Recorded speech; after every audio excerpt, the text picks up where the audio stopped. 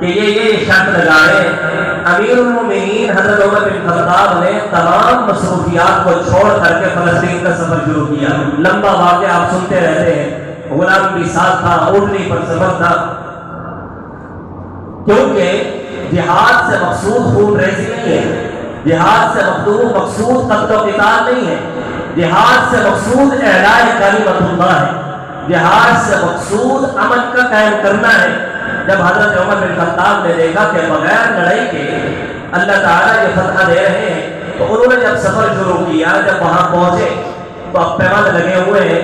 روایات میں ہے ایک جوتا وہ کندھے پر ہے یا بغل میں ہے. حضرت ابو عبیدہ بن جراح ہے امیر المومنین. یہاں بڑے بڑے لوگ رہتے ہیں, وہ کیا کہیں گے, آپ ایسا کریں سوٹ بدل لیں, یہ جوتا پہن لیں. غصے ہو گئے. فرمایا اے ابو عبیدہ, تیرے علاوہ کوئی اور ہوتا ایسی سزا دیتا, قیامت تک کے عبرت بن جاتی.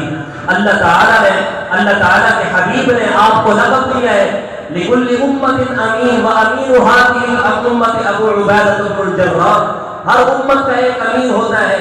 میری امت کا کوئی امین ہے تو وہ ابو عبیدہ بن جراح ہے. پھر فوراً کیا فرمایا, یہ لفظ غور سے سننے کے اور غور کریں اس پر. کیا فرمایا, اے ابو عبیدہ اِنَّا كُنَّا أَذَلَّ قَوْمٍ, ہم تو ذلیل قوم ہیں. کون کہہ رہے ہیں؟ امیر المومنین عمر بن خطاب. اے ابو عبیدہ اِنَّا كُنَّا أَذَلَّ قَوْمٍ, ہم تو ذلیل قوم تھے.